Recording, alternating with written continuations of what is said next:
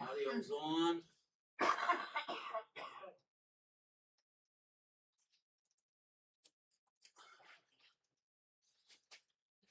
How we doing, guys?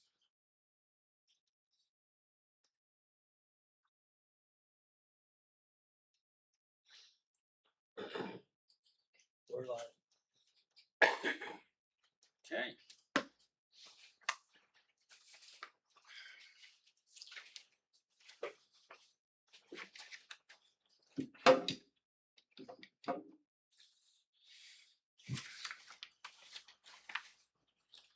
Did everybody get an information sheet that's back there on the table? Naomi, did you get one? No, I just came on in and You want- pay attention. Okay, all right, it's right there by that red basket we use for our offering basket right there. Okay. All right, glad you're all here. Thanks for coming. In case you're wondering why it's a little warm, the battery was out of the thermostat. Willie fixed that for us, but it's starting to cool down pretty good. So by 8 o'clock, it ought to be real cold.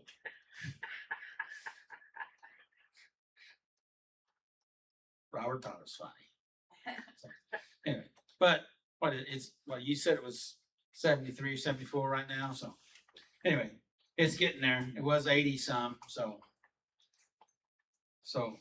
thank God for Willie and the batteries, right? And the air conditioning. All right, tonight, thank you for being here, and thank you out there in internet land. I'm Doug Wilkerson with Saturday Night Live Life Recovery. That's where we come together and work on our recovery of our life and try to bring some emotional regulation and some physical regulation into our life and get a hold of things and begin to start eliminating some of the chaos or chaos. Let's just let that is a plural. So we eliminate some of the chaos in our life, and then the more chaos we eliminate, and then the more peace and regulation we get, then the better our life gets. And it's a process. And Tommy was telling me about a big thing that's happened in his life that's taken 18 years or so to come together. But anyway, I won't talk about his stuff. But anyway, sometimes it takes a while, but it's coming. So tonight, what we're going to be talking about is the fruit of forgiveness. Last week we talked about, what did we talk about last week? It was about forgiveness. Forgiven to forgive. Yeah. And so tonight is going to be talking about the fruit of forgiveness. And I think, again, it's really good. I've got a sheet full of stuff. And since we talked here a little bit before we started, I may not be able to go over it much, but let's get started on the question. The question is, what does the fruit of forgiveness mean?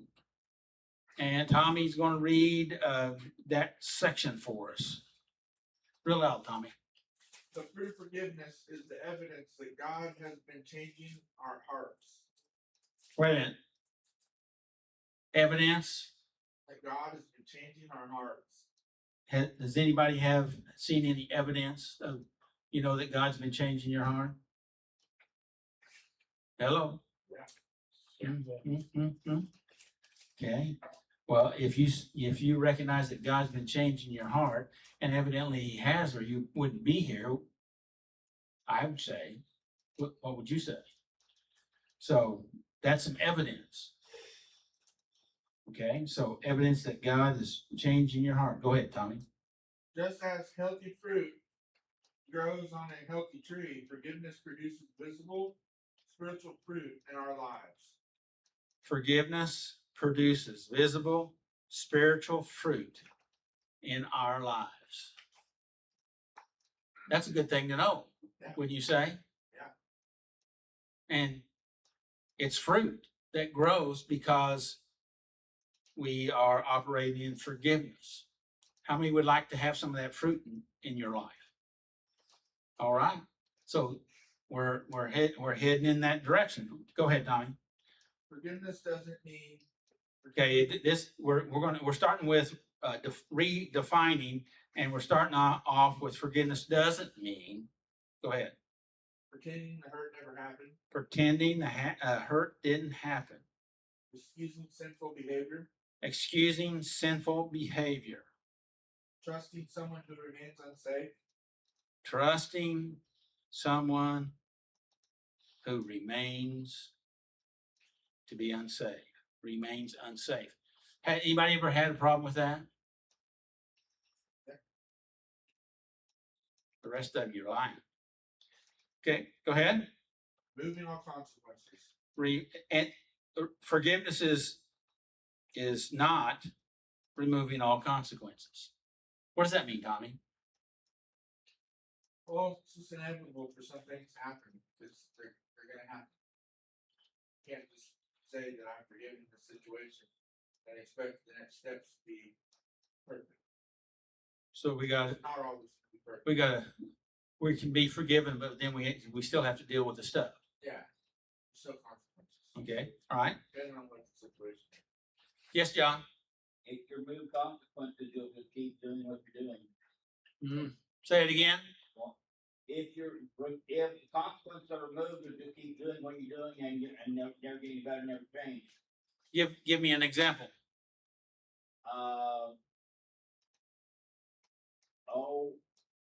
If person goes out and commits the crime and doesn't go to jail or whatever, doesn't get anything happen to them, they'll keep doing it. If they get away with it. Get away with it, yeah. Yeah. And he or she doesn't see any consequences. Yeah. That doesn't mean that there aren't going to be some. Yeah. But those consequences do follow you. Yeah. Would you agree with that? Okay. So thank you, John, for that. Yeah. Did you have a comment on that, Tommy? No. Okay. All right. And so we're going to go to the next thing there. So instead of instead forgiveness means, all right, this is what forgiveness means. We talked about what it didn't mean. Now we're talking about what it does mean. Go ahead, Tommy. Choosing to release resentment and revenge to God's hands while allowing Him to heal your heart. Okay, would you read that again a little louder? Choosing to release resentment and revenge into God's hands while allowing Him to heal your heart. Okay.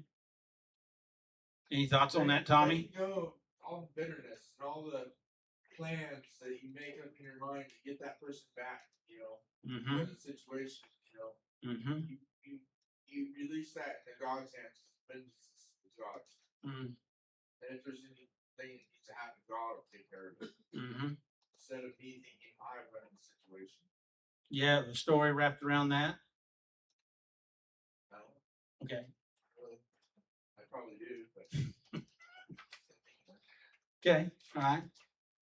So if we held on to that resentment and revenge, how does that work out in our life? bitterness.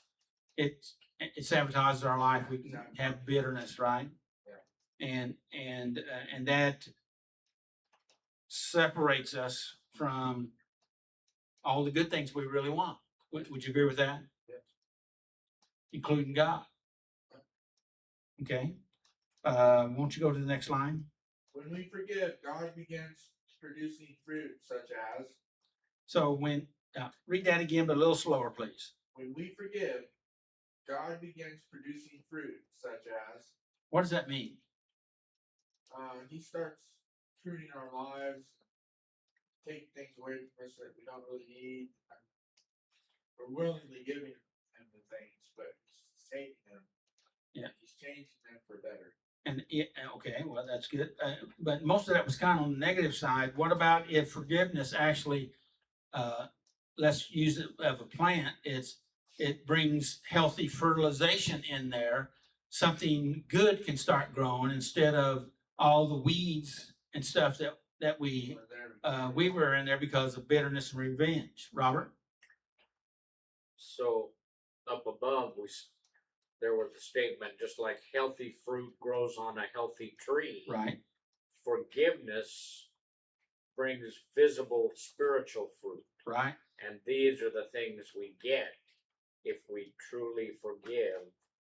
Then God produces these fruits in our life that we can actually see and benefit from.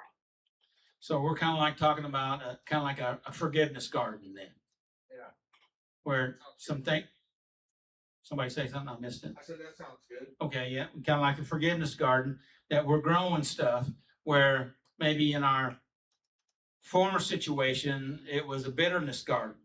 We had vines, prickly, just not so. Thorns, Thorns, yeah, that's what I was looking for. yeah, Yeah, the thorns everywhere.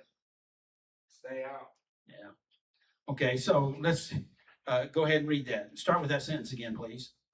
When we forgive, God begins producing fruit such as peace instead of bitterness, compassion instead of anger, freedom instead of bondage, humility instead of pride, love instead of hatred, willingness instead of resistance.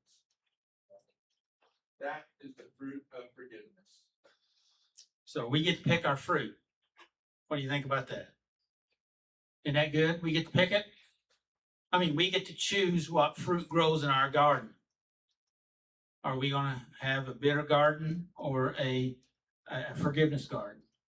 A peaceful one. Yeah, peace. Peace, that's some of the fruit there, right? Yes. Okay, so we get to choose that. And step 8 is part of our recovery program that the fruit of forgiveness actually is in step 8, and step 8 is not about doing the amends. Step 8 is about dealing with our heart so that we plant forgiveness where some good things grow instead of anger and hate and things. So this is about, step 8 is about really softening our heart so we can allow that we're kind of tilling this ground with forgiveness. All right, we're trying to get some good stuff to grow in there, and we're working this, and we're softening up our heart. Hey, buddy. Hey, Good to see you. good to see you. And so we're softening up our heart, and that is something we choose to do here. And when we do that, our heart becomes softened, and we start to be able to grow some good stuff. Correct? Yeah. Questions? Hey, we're glad you're here. Thank you. So that's what step 8's about. And I'm going to have to,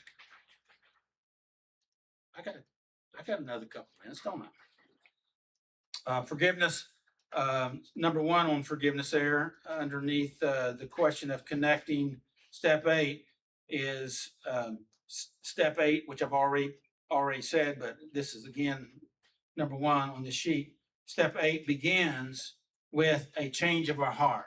We change our heart, and we don't make the amends, but you have to have a softened heart to be able to do the amends process, which again is in step 9. And we're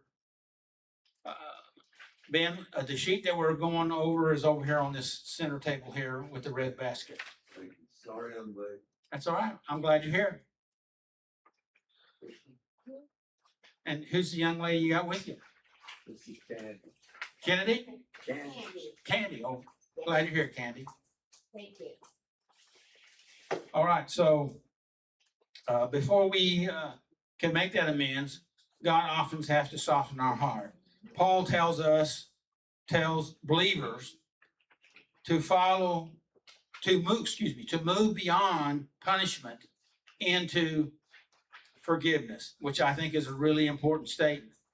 And the next statement here is likewise, step 8 asks us to move beyond anger, which you've already touched on, resentment, which we've touched on. Blame, we haven't really said anything about blame. And then the last one is excuses.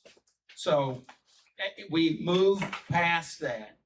You know, sometimes, now I've never done much gardening, tell you the truth, but sometimes it takes a while for a garden to really to produce.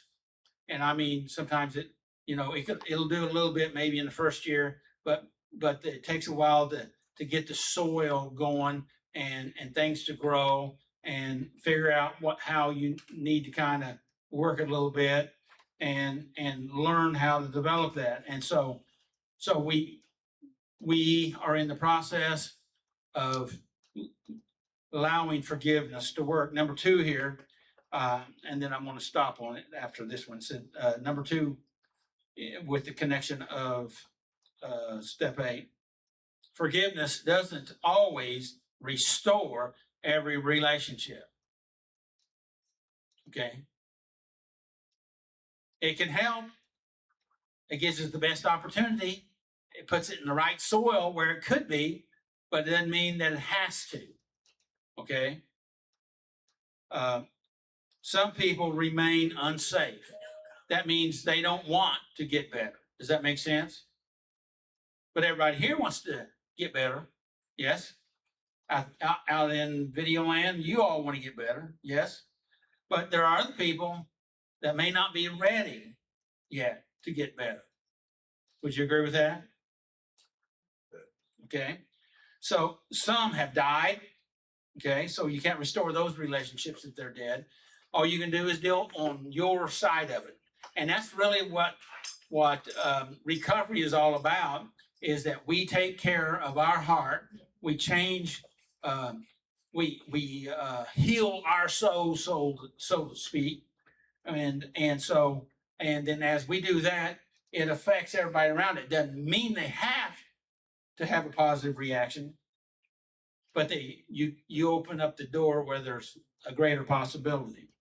Some refuse reconciliation, but forgiveness removes the poison from our heart. That's the key point.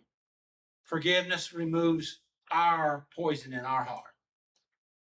And that's what we're going after. Excuse me? Totally right.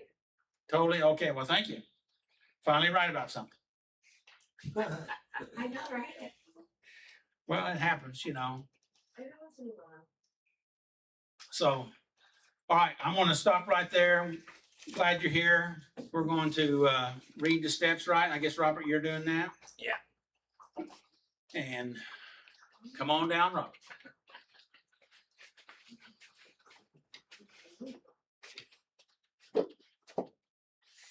Twelve steps.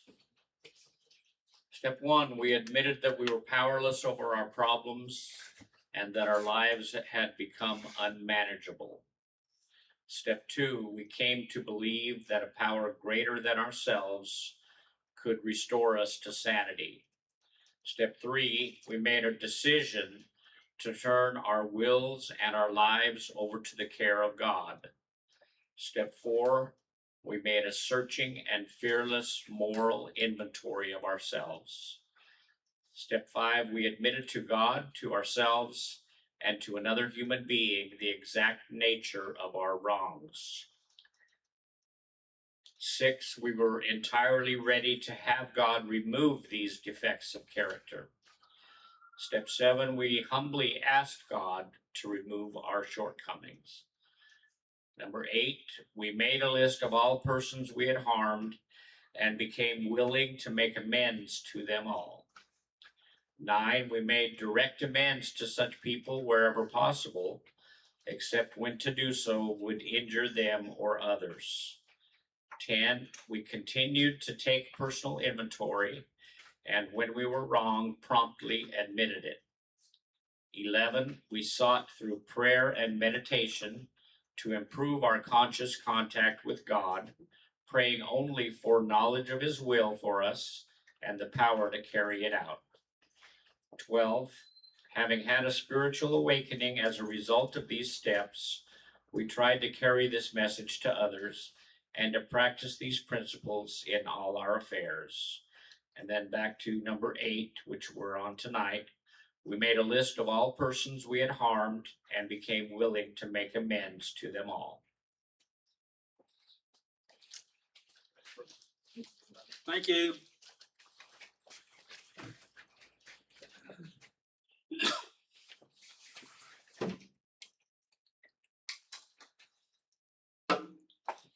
Good evening.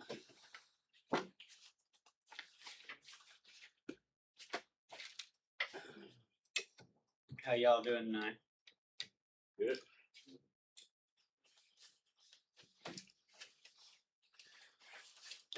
I'm running behind here. Oh, I'm a patient man. We got time. Okay. Let's start off with.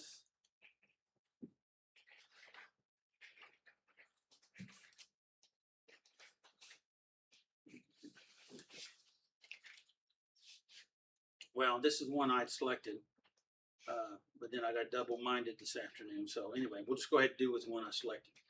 Are you willing to let God change you, even if it means becoming uncomfortable for a while? I'm willing to let God change me even though I am uncomfortable for a while. Yes. And what does that mean to you?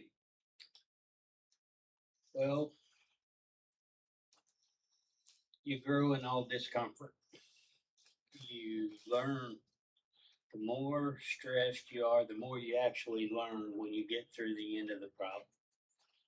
So if to get better means I have to be uncomfortable, then I'm ready to be uncomfortable. Okay, good deal. Any comments from anyone? I don't wanna be uncomfortable, but I'm willing, Okay, that's good. cause I've seen the change that happens when I have been willing. Yeah, when you haven't been willing, you see. When I haven't, I've seen it both ways. Ah, okay. All right. Anybody else?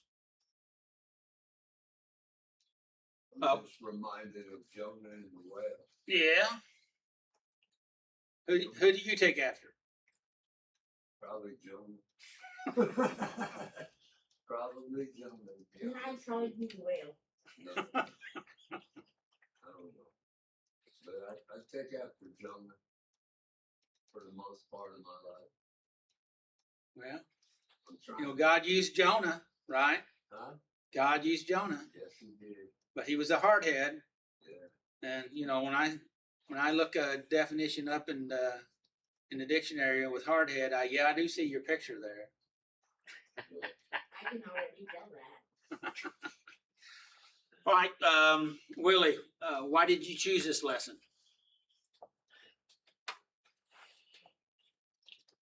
Everybody could use forgiveness. So if you know what you can be, that ain't the way I'm gonna say that. If we're gonna be forgiveness, shouldn't we know what fruits we're looking for? Good. All right, We'll keep it simple. go ahead. You can begin. All right. Step 8, fruits of forgiveness. Bible reading comes out of 2 Corinthians 2:5 through 8.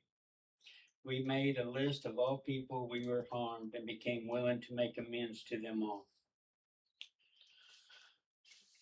Some of the things we have done have earned us disapproval and possibly loss of love.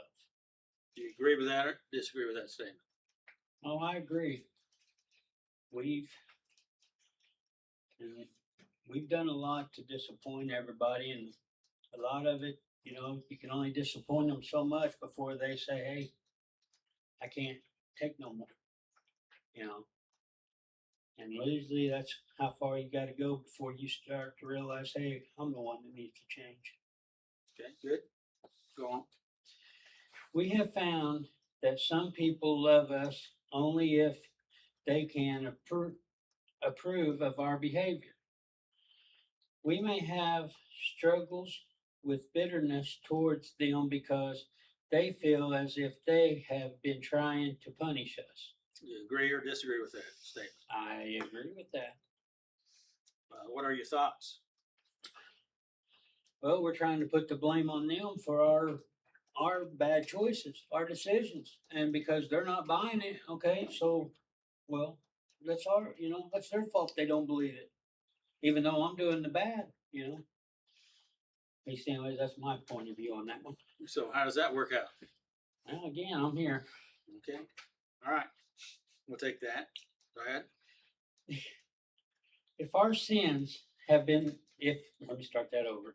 If our sins have been made public, we may assume that we have lost the love of everyone with disapproval of our actions.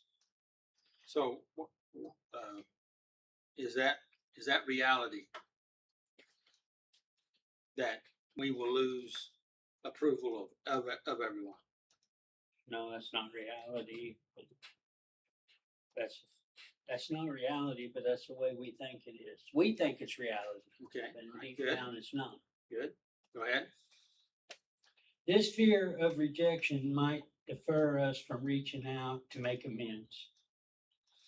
Any thoughts about that? No, I mean, Read that sentence again. this fear of rejection might defer us from reaching out to make amends. That's deter. Deter. Well, I can't read right. I can't see. It's all right. So But deter us from making, reaching out. from I mean, reaching it out and making will, amends. because we don't want to. We're starting to see that we messed up, and we don't want to make a fool of ourselves again. Okay, So so then that's something we all have to deal with. Anybody ever had to deal with that? I'm sorry. I couldn't hear you. I'm sorry, I thought you were speaking directly to me, sorry. What, I'm speaking to everybody. Yeah, I'm speaking directly to you. I'm sorry, I was trying to. Okay. No, you're welcome to say anything you want to say. Okay. So, this fear of rejection might deter us from reaching out to make amends. Anybody had that problem? Fear of rejection. Yes. Okay. And so, and has it ever deterred you from making amends or doing the right thing? Doesn't that fall into the category of him or them or both? I count me as others. Well, you are another. Yeah, I agree with that. some of the people I've dealt with in my, some of the crap I've done, it's like, I understand why they're not forgiven. That's true, but we're talking about fear. We're talking about our fear of being rejected. So, and you have an interesting point there, Ben. And what if they don't take my amends, what if they're not willing to accept it? That's, to me, I'm kind of hypersensitive, so that's just gonna break my heart even more. Yeah, Because if I count somebody as a friend or somebody I talk to, and they can't understand, then they really weren't my friend to begin with. you have a point there. So what? So what's the alternative then? Huh? What's the alternative then? The alternative is to just let it be. Just not try to make any, not to grow. Well, it's not to grow, it's not to cause any more harm. Right. Well, we don't want. Yeah. We're not interested in causing harm to others or ourselves. Yeah, But not growing is causing harm also. true. Right. So there's we have to be aware of that, and what we're talking about right here is that that we're believing that everybody is against us, which is a very common fear, right? And so the statement here is that this fear of rejection might deter us Oh, yeah, from reaching out to make amends. yeah. Okay? And that's really what we're talking about here.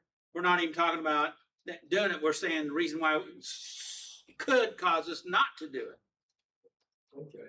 All right? And so of course we're in the middle of this what we're trying what the lesson's trying to get to us, and hopefully we'll be able to address some of what you're talking about here in a minute. Because we have our part and others have their part. They don't And- realize we're supposed to clean our side of the street. Right. And so we'll come back to this, Ben, and hopefully we can speak to it with a little more perspective as we go into this scripture here in a little bit. Okay. Go ahead. No, you can talk. You can say, I think it was a good point. There's no reason why for you. No. Go ahead. In the young Corinthian church, a man was cut off from the church fellowship when his sins were made public. After he turned around and tried to make amends, some of the people refused to welcome him back into the church.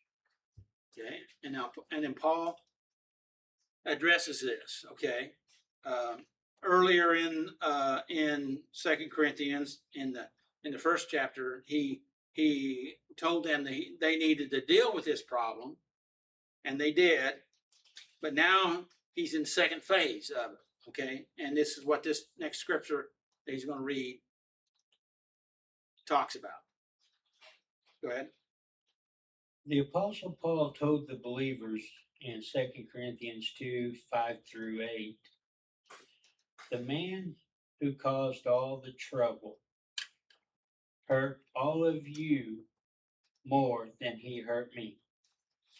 Most of you opposed him, and that was punishment.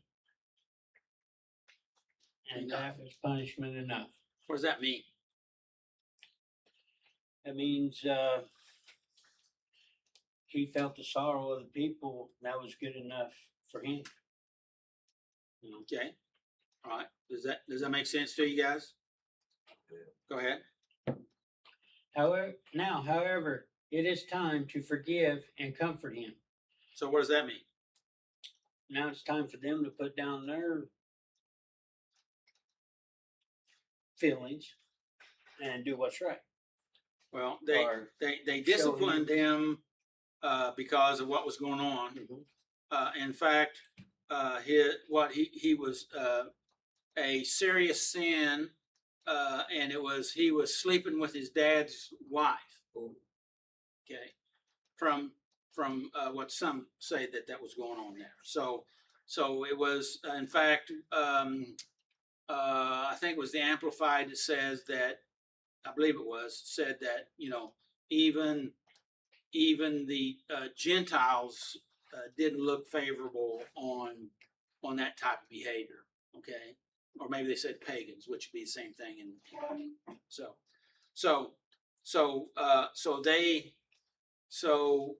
they were addressed it, and now this guy is trying to make amends, I'm assuming. Yeah.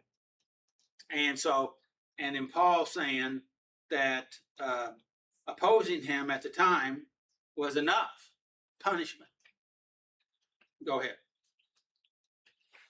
Now, however, it is time to forgive and comfort him. Otherwise, he may be overcome and discouraged by discouragement. So I urge you now to reaffirm your love for him. Okay. Any thoughts? Well, it pretty much says basically what you need to do there. You know, you got your point across. Now it's time to show him that you forgive him. And So and he's trying to come back into the church. He was trying to make things right, and he said, "What you did is enough. Now it's time to forgive and comfort." Right? And I'm assuming some were good with that, and then some were not. You know how people are, right? No comment. yeah, we know how people are. And but Paul was saying, if you don't do that, then you could possibly discourage him to the place where he might turn away. And who wants that? What was the purpose of the whole thing, right? Purpose was to get him turned around and steered in the right direction, correct? Right? But if you continue to punish him, you're going to push him further and further away. And the object was to get him turned around in things. Does that make sense? Yeah, I know there are some right fighters that just want to keep doing that, but chances are, I'm thinking about whether I should say this or not. Chances are, they probably have their own personal issues. Yes. If you know what I mean. Yes, Robert. The right fighters, I mean. I think the point that we really need to emphasize here is this exercise is more for us than the other people. If we are willing to if we're willing to go to someone and try to make amends, and it doesn't always have to be something physical, because most hurts are emotional or hurt feelings or whatever. But if we take that step and say, look, I know I hurt you, and I've really been making efforts to change my own self, and I feel like it's my obligation and desire to show you that I'm changed and that I would like to ask for your forgiveness, then it's up to them. We've done what we're supposed to do, and we should feel especially glad if they accept it and we gain our brother and our friend or our family member or whatever, whoever it is, if we get them back in our lives and have a relationship. If we don't, then we still have to know that we did everything that we were supposed to do, and that should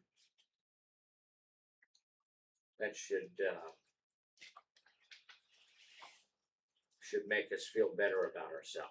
It doesn't mean that we're creating a doesn't- good, healthy garden. yeah, and it doesn't also, at that point, if they say, no, I don't forgive you, I say, well, okay, I understand.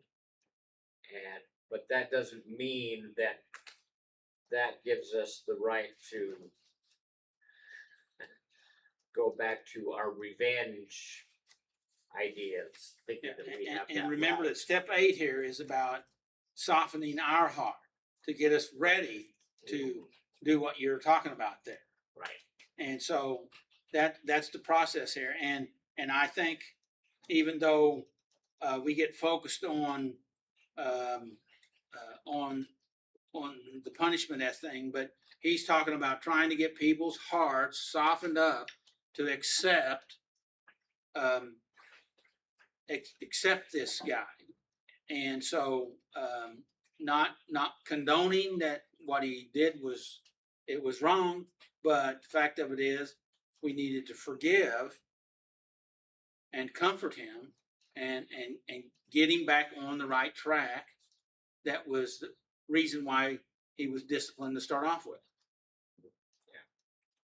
Yeah. And so and what Ben was talking about was on the other side of things. And here what Paul was talking about, and they used this scripture here, was that it's still talking about conditioning our heart. Whether we're the one that's reaching out with the amends or the one that we are the one that's being reached out to, we still have to have a softened heart to do that. To receive them, yeah. Excuse me? To receive them. To receive them, right. Can you do it with love? Excuse me? And you give them just that common courtesy of decency. Absolutely. And they And- don't want trouble.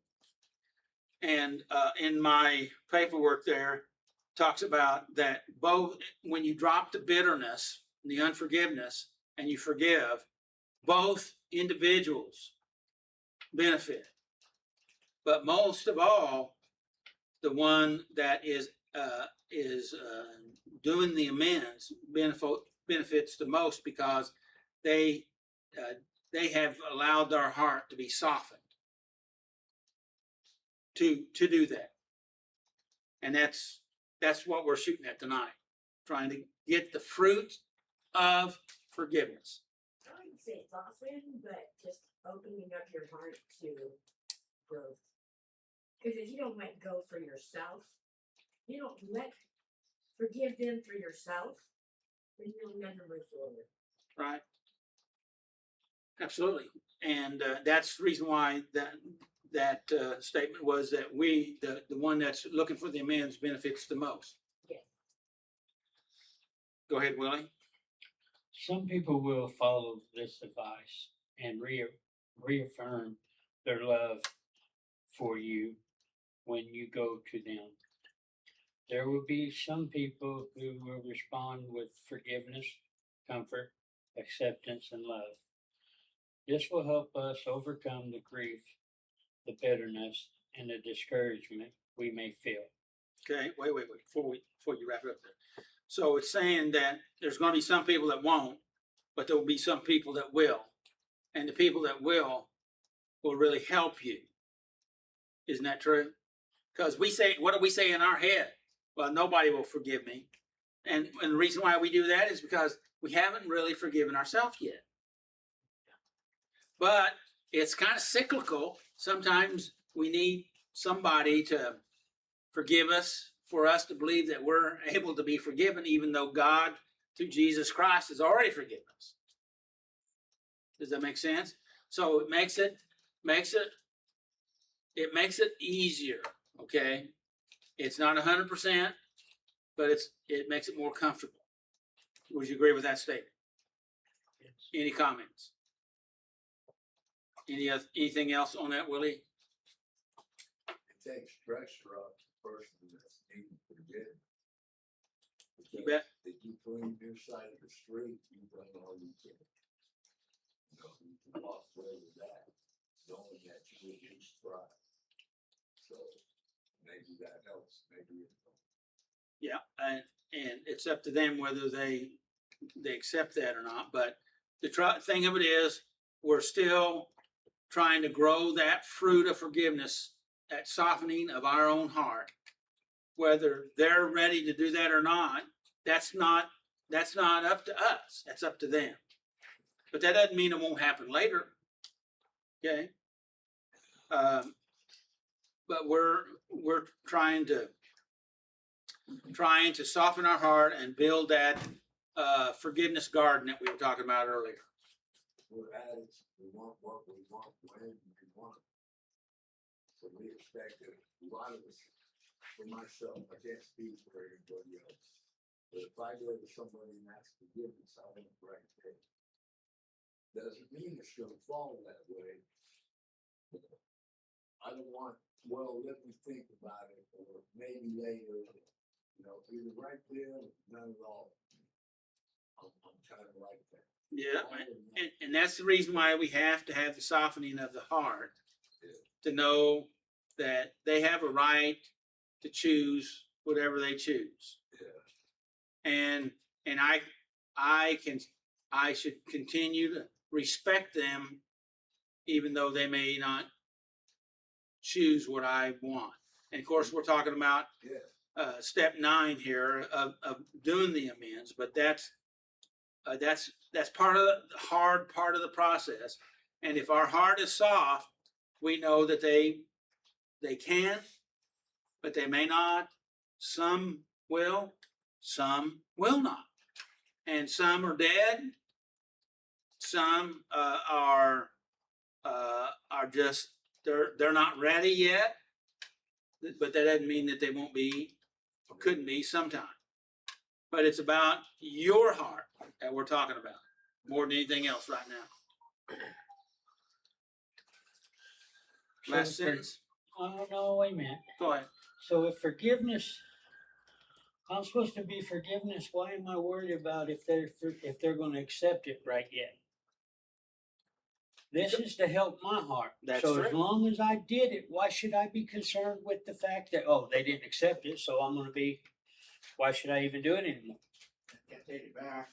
I mean, once I done give it out, that's for me. What's in my heart's gonna come out my mouth. Yeah, but I think at the same time, people will take you forgiving them and run with it. What does that mean? Run with it. Do anything they can to possibly bring you that much further down. Okay. So they use that against you. Yeah, Okay. Well, which is possible. Okay. But Willie's statement is basically what. Say that again, Willie. Why would I be concerned with them accepting it at this point if this is to help me get ready? That makes sense. I do not have to worry about if they accept it now, because I am just trying to be prepared so that I can accept their response later. Which is true, but we humans, we like you said a moment ago, addicts want what they want when they want it, and so we're in the beginning steps of softening our heart. So we're not really all the way there yet. Okay, you know what I mean? Isn't that the truth? Yeah. And so we're not, we may be just in the beginning steps. And so, but what you're saying is true. Okay. It really doesn't matter whether they accept it or not, which is what we've already said. But the fact of it is, that's part of the growth struggle of softening our heart and being able to handle and become vulnerable, because when we feel rejected, oftentimes because we get hurt, our tendency being human, we want to hurt back. Yeah. And so, and the more we have our heart softened, the potential will be is that we are less apt to do that. Would you agree with that statement? I tried to say it in as delicate a way as I can. just spit it out. Well, like Ben said, I don't want to hurt anybody. Well, yeah. I just wanna help. Okay. And and so it's a process. Softening our heart's a process.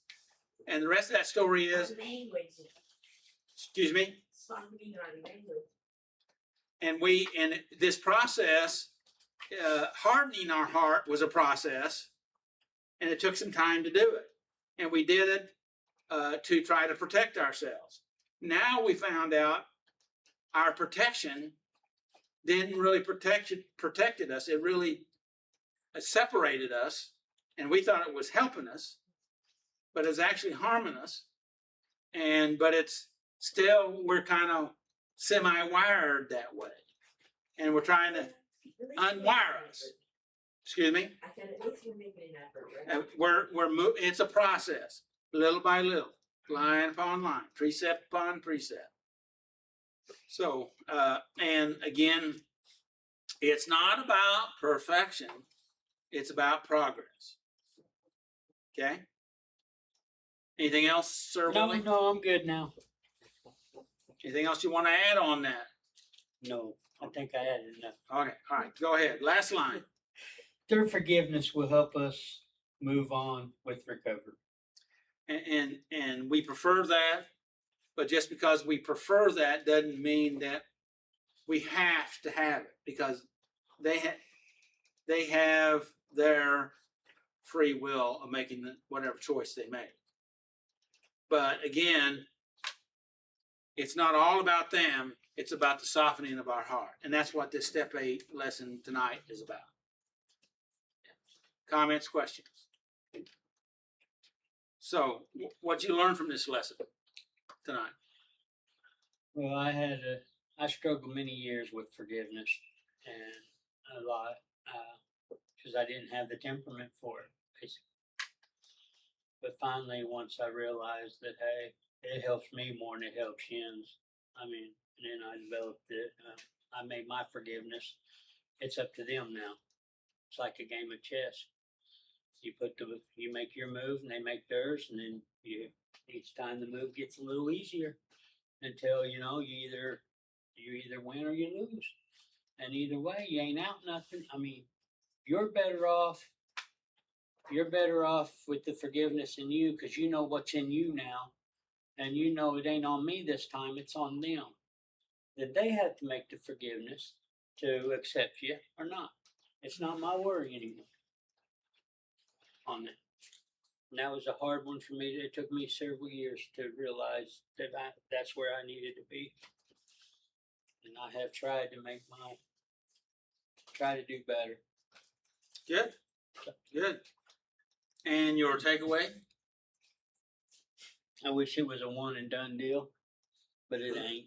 It's never gonna be a one and done. I just gotta keep pushing forward.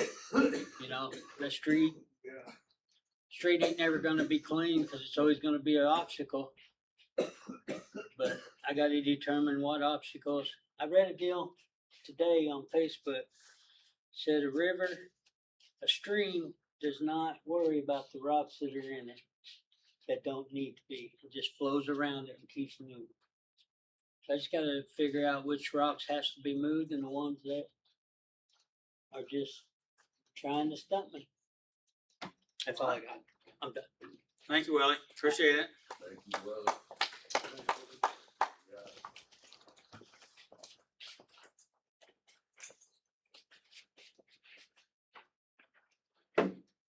Hello, Lori. Hello, Doug. Thank you. So, I meant to talk to you before the meeting, make sure that we were synchronized, and I guess we'll figure it out as we go. We'll figure it out. All right. We'll figure So- it out. So, go ahead. We'll just let you Okay. begin. Is there anyone on my list whose behavior I do not approve of? Who and why? Yes. Who? I refer to him as he who shall not be named. Why? Because he's an absolutely wretched person. And then you added, what do you think this means? And I'm assuming you're asking, why did they ask this question? Is that correct? It could be. I think they are asking this question because even though this is a horrible, horrible person, and no, I have not forgiven this person yet. At some point, I'm going to. At some point, I am going to. I am not there yet. At some point, I will be there. I am not there yet. Okay. So what do you think about that? God's still working on me. Okay. All right. I said I will. I heard the willingness. I will. I am willing. Yeah. Just haven't gotten there yet, and God is still working on me. Mm-hmm. In progress. 2, am I willing to let go of judgment and disapproval to open myself to working this step? Yes, of course, because I want God to work in my heart. And always I want God to work in my heart. And I try not to be judgmental. Or disapproving. So does question number 2 tie into step number 1? Yes. How does it tie in? Because obviously the person that I referenced in the above question, I don't approve of. But at some point, I will be forgiving that person. But the last part of question number 2 says to open myself to working this step. Mhm. So, and you said you were willing. So, I know. it's in the process. It's in the process. Okay, all And sometimes processes are very long. And sometimes processes move quicker than others. And this process is just this it's taking longer for this particular individual. Mhm. And probably some of you out there, either here in the room or on the internet, you have similar stuff, right? Are you willing, to work on that? That's what question number Yeah. 2 said. Yeah, are you are you willing to work on it? Some forgiving that I thought would be hard to forgive actually came quite easy when God said it's time to forgive them. And it shocked me, but I forgave them and had almost instant reward and gratification from that. And it was beautiful. But I'm still in progress. I am still a work in progress. And God's still working on me. And one day I will have that reward of that. But Okay. and that'll be a fantastic testimony at that time. All right. And I look forward to that. Have I been so afraid of rejection that I have delayed my willingness to make amends? I don't feel that I have, because God showed me so quickly in this process how wonderful and beautiful and rewarding it is to forgive. And I'm so thankful that God showed me that so quickly. I guess he knows that I'm just stubborn and I needed that he showed me that proof right off the bat. The fruit of forgiveness is so amazing right off the bat that it's worth it. That it's worth it. So, and now on to the Discussion questions. discussion questions. Let me get them opened up here. They're on your sheet, the discussion questions. In the middle of number 2, page 2, the backside. And Lori's going to go over those with us. Yeah, and I look lively, people. I'll be calling on you. Okay. What fruit has forgiveness produced in your life? Peace. Peace. Peace is my favorite fruit of the spirit. Is peace. There's nothing like it. So hands down, peace. Easy breezy. How about anybody in here? What? Acceptance. Acceptance. Good. Anybody else? What fruit has forgiveness produced in your life? Joy. Joy. Good. Joy. Anybody else? Go ahead, Lori. Why do you think becoming willing comes before making amends? Isn't that a great question? It's a great question. And the answer is you don't begin any process without becoming willing to do it. There's an old song, I don't remember who sings it, about black and white turning to gray. It's a slow fade when the black and white turns to gray. Do you happen to remember that one? It's from like 20 years ago. To my knowledge, I'm not a music person. You act like he's old. No, I said the song is old. And it's true. So if you were to say steal from Walmart you don't even consider, a normal person wouldn't even consider that. But once you consider it, you have to start thinking and planning before you do that. And then, like in the original discussion, if you don't get caught, there are no consequences.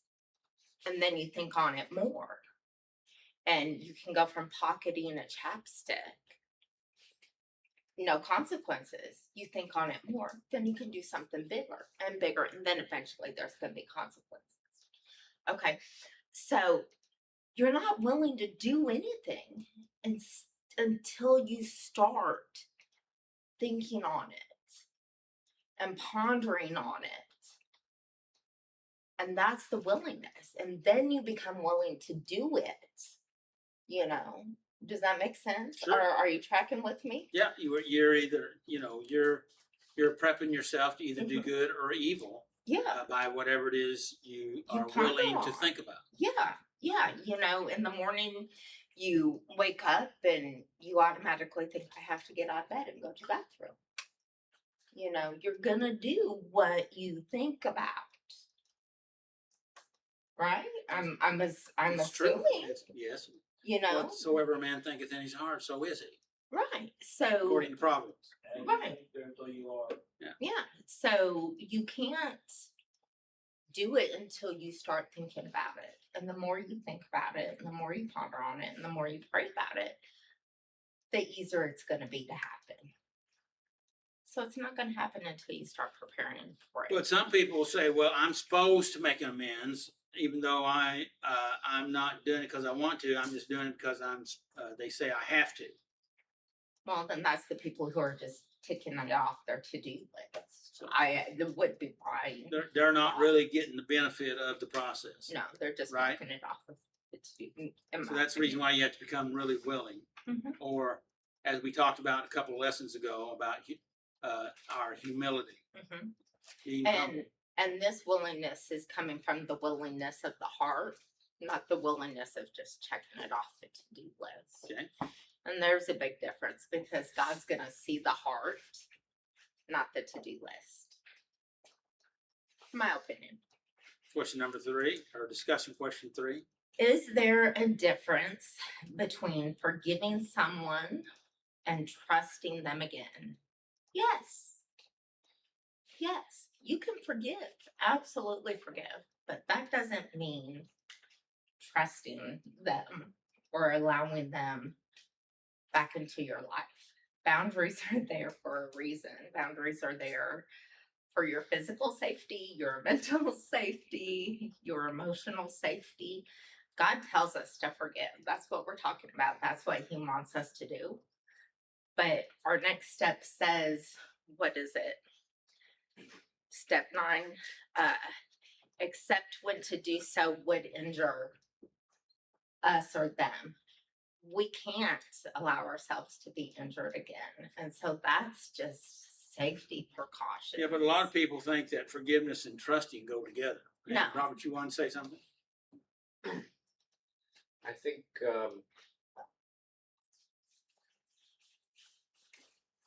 in my own case, just as an example,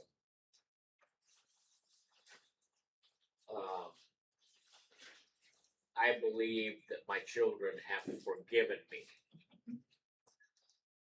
but it's taking time for them to trust me because I was in my addiction for so long and claimed that I had stopped and then went back and did it again. And so they lost the trust. And I think it just kind of came to me that this step, it's becoming willing to forgive, willing to make amends, requires that we take the step of forgiving someone so that we can understand how when we ask someone for forgiveness or when we make amends to someone that we've hurt, either financially or physically or whatever, we can understand how they might have a little hesitation, and they might say, yes, I forgive you. And we need to understand that that doesn't mean that they're gonna trust us enough to loan us money again, or something like that, you know what I mean? Yes. So we kinda have to, that's why we're talking about forgiveness now. Because we have to practice that. Good. So we can understand what we're asking others to do. Yes. Yes, yes. I mean, are we clear on this end? Well, I Good. want to say one thing Yes. about what Robert said, which is really good things that you're saying there.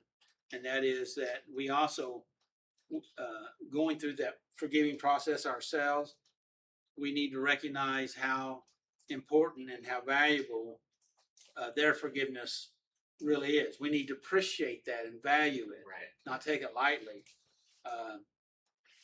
And so I wanted that. Did you have your hand up, Brandon? No, just. You know, with me, the person I need to forgive, physically assaulted me, many times. I need to forgive him for that. But there's no way I could ever trust him, nor would anybody in their right mind expect me to or want me to. As a counselor, you would never tell me to trust him again. There's Or trust I is something would that has assume- to be, is something that is built. right. Excuse me? Yes. Yeah. Yes. And it's a process. Yeah. And so, simplistic trust, we grew up as an immature person and we had simplistic trust. Yeah. We just gave that away, Mhm. but after a while, trust has to be earned. Right. And so, but for me, just so that we clear, I trust everybody a little bit. Yeah. Okay.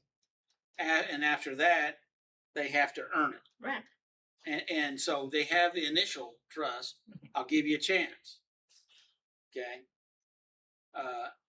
Sometimes I even give you a chance against my better judgment.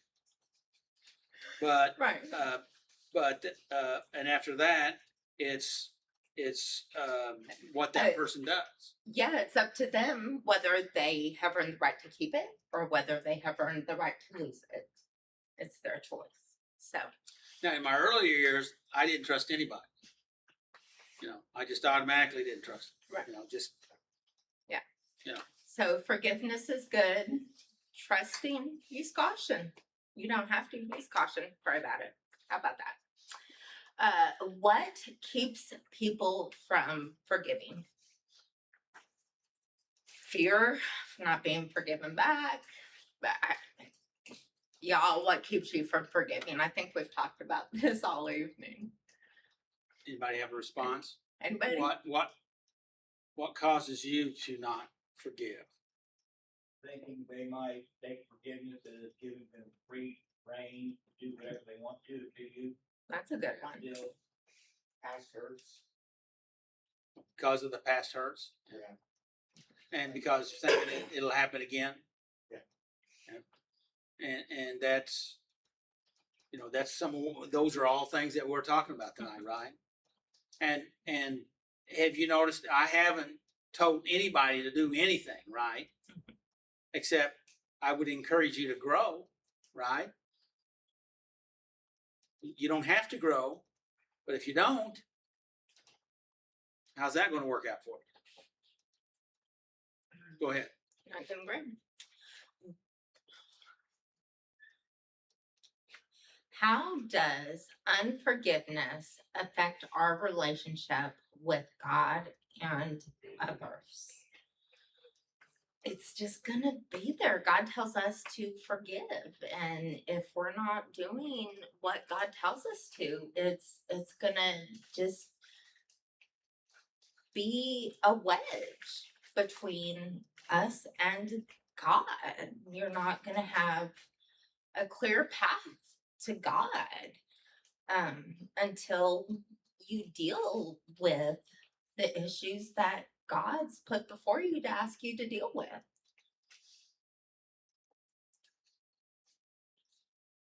Comments? Go ahead.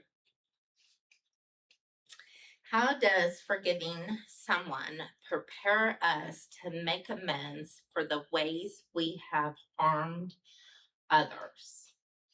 Read that again, please. How does forgiving someone prepare us to make amends for the ways we have harmed others?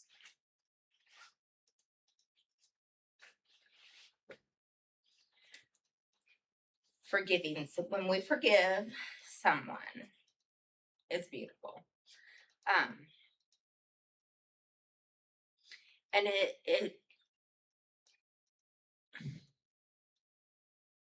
I'm thinking here about when I had my heart change. It lets you, it frees you. It just frees you. And it makes you want to give that to other people. Well, Jesus said that he came to make us free, right? Yes. And walking around with bitterness and resentment is not freedom. And it makes you more willing to go to others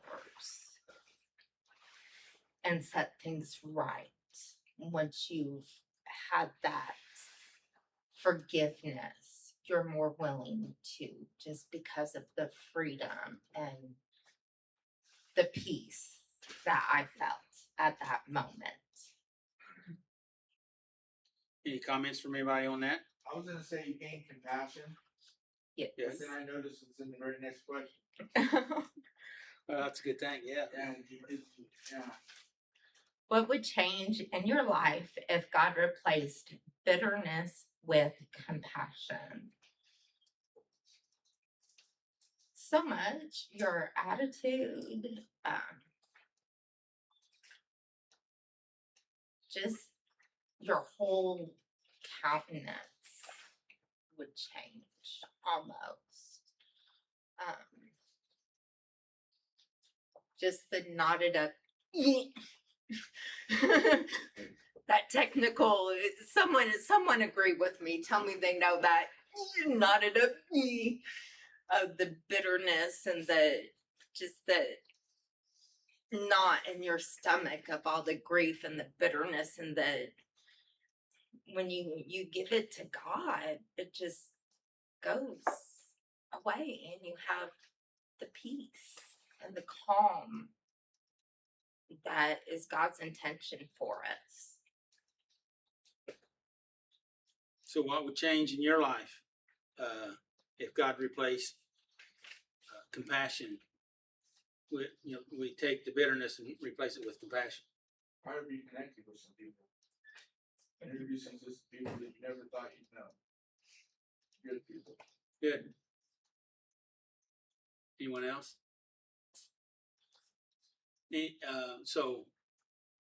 Any comments on that last one? But you trust that the good people out there still sometimes, all you focus on is the mean and the bitter. Yeah, some of it can be chalked up to perspective. How you look at the world, how you treat it, is a lot to do. Yeah. We see what we're looking for. Yep. It's fine. So Lori, thank you for going through that. So Yep. The last questions for you is, what did you learn from this lesson? Forgiveness, good. Okay. And your takeaway? God's not done with me yet. Okay. Still working on it. Still excited about it. Thank you. Yep.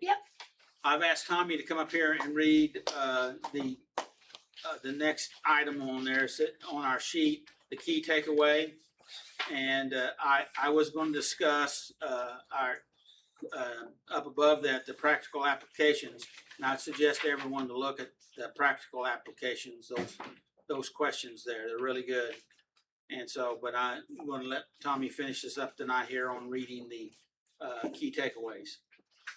The fruit of forgiveness is, hello everybody. Hello, Thomas. Hi. The fruit of forgiveness is the evidence that God is transforming our hearts. As we release resentment and receive God's grace, we produce peace, humility, compassion, and love. In 2 Corinthians 2:5-8, Paul shows that forgiveness is meant to restore rather than destroy. That same heart is essential in step 8. Before we can sincerely make amends, God first makes us willing to produce the fruit of forgiveness within us. That's what we've been talking about all night, right? Yes. That's essential. Good. Go ahead. The theme verse. The theme verse for your step 8 lesson. Now, however, it is time to forgive and comfort him. So I urge you now to reaffirm your love for him. 2 Corinthians 2:7-8 NLT. This passage beautifully captures the goal of step 8, a heart transformed by God's grace that is willing to forgive, seek restoration where possible, and bear the fruit of Christ's love. I like that statement. Bear the fruit of Christ's love. Are you a fruit bearer of Christ's love? Any comments on that, Tommy? I've noticed as I've changed over the years that I've become more tolerable of situations before that I wouldn't been, and it's helped me to understand that love is better than all that. Good deal. So what did you learn out of our lesson tonight? And with my recent things that happened, with my son reaching out to me and stuff, I mean, this whole lesson just been speaking to me, because it's like parts where it said overcome discouragement, and I've had discouragement for years because of it, and it brought me peace. It's Awesome. really brought me some peace. Congratulations. It's really cool. It's awesome. Yeah. Final word? Just go with God. Let God change your heart and help you, work on your mind and stuff, and you'll see results hopefully in your years to come, in time. Good deal. Thank you, Tommy. Thank you. Any comments from anybody? Okay. Next week, looks like we're going to be doing reaping goodness. That's out of Galatians 6:7-10, I guess. And that'll be Tommy, right, Tommy? Yeah. And then Brandon will be doing the reflections. Brandon, what we've been doing, we've been reading some reflection questions like what Lori just did. She did the questions out of the book, and then I have some discussion questions that, like you see on the sheet there. Would you be interested in, to do the discussion questions also? Okay. I don't know how many there'll be because I haven't put them together yet. But we've been doing, it's between 5 and 7 usually, and so I can send them to you ahead of time if you give me a system how to do that. Okay. Tell me how you want me to do it. And Messenger. just send them over Messenger like. Messenger, you can do it through my phone. Well, I don't know. I don't have your phone number, so. Okay. Yeah, I can get that. So, but I can do I can send them a message just as well as on the phone. So. Okay. Yeah, that's fine. Okay. All right. So may the Lord bless you and keep you, and may your face shine upon you and give you His peace. Amen. Amen. And let your heart be softened. All right. It's in our best interest. Would you agree with that? Yes, it is. Yeah.